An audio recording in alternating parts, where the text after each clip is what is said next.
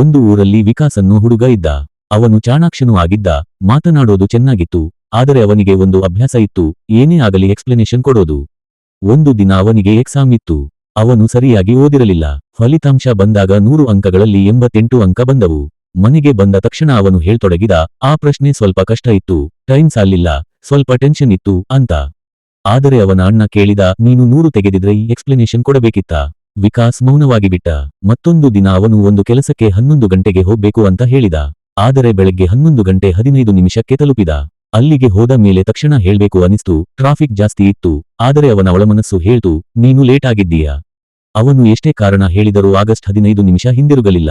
ಹೀಗೆ ದಿನಗಳು ಕಳೆಯುತ್ತಾ ಹೋದವು. ಪ್ರತಿ ಸಾರಿ ಅವನು ಏನಾದ್ರೂ ತಪ್ಪಾದಾಗ ಎಕ್ಸ್ಪ್ಲನೇಷನ್ ಕೊಡ್ತಾ ಇದ್ದ. ಆದರೆ ಅವನಿಗೆ ಒಳಗಡೆ ಸಮಾಧಾನ ಇರಲಿಲ್ಲ. ಒಂದು ಸುಳ್ಳನ್ನ ಮತ್ತೆ ಮತ್ತೆ ಹೇಳಿದ್ರೂ ಅದು ಸತ್ಯ ಆಗೋದಿಲ್ಲ ಅನ್ನೋದನ್ನ ಅವನು ಅನುಭವಿಸುತ್ತಿದ್ದ. ಒಂದು ದಿನ ಅವನು ಪಾರ್ಕ್ನಲ್ಲಿ ಕುಳಿತು ಯೋಚಿಸುತ್ತಿದ್ದ.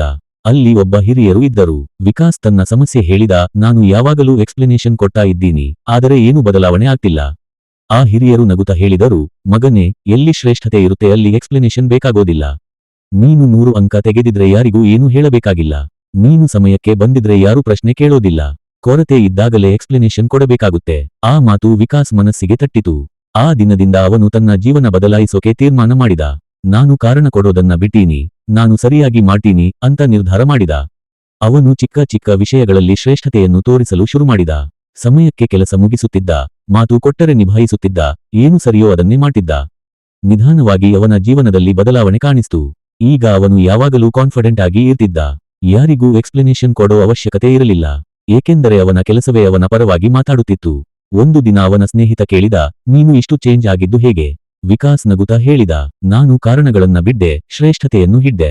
ಆ ದಿನ ಅವನಿಗೆ ಸ್ಪಷ್ಟ ಆಯ್ತು, ಎಲ್ಲಿ ಶ್ರೇಷ್ಠತೆ ಇರುತ್ತೆ ಅಲ್ಲಿ ವಿವರಣೆ ಅನಗತ್ಯ, ಎಲ್ಲಿ ಕೊರತೆ ಇರುತ್ತೆ ಅಲ್ಲಿ ಕಾರಣಗಳು ಆರಂಭವಾಗುತ್ತವೆ. ಹೀಗಾಗಿ ನಾವು ಎಲ್ಲರೂ ಯೋಚಿಸೋಣ, ನಾವು ಯಾವ ಕಡೆಗಳಲ್ಲಿ ಎಕ್ಸ್ಪ್ಲನೇಷನ್ ಕೊಡ್ತಾ ಇದೀವಿ ಅಂತ. ಕಾರಣಗಳನ್ನ ಕಡಿಮೆ ಮಾಡಿ ಶ್ರೇಷ್ಠತೆಯನ್ನು ಹೆಚ್ಚಿಸೋಣ. ಆಗ ನಮ್ಮ ಜೀವನದಲ್ಲಿ ಯಾರಿಗೂ ಏನು ಹೇಳೋ ಅವಶ್ಯಕತೆ ಇರೋದಿಲ್ಲ. Thank you. ನಮಸ್ಕಾರ. ನಾಲೆಡ್ಜ್ 333 ಚಾನೆಲ್ನ ವಿಡಿಯೋಸ್ ಇಷ್ಟವಾಗಿದ್ದರೆ ಲೈಕ್ ಮಾಡಿ, ಸಬ್ಸ್ಕ್ರೈಬ್ ಮಾಡಿ, ನಿಮ್ಮ ಸ್ನೇಹಿತರಿಗೆ ಶೇರ್ ಮಾಡಿ. ಧನ್ಯವಾದಗಳು.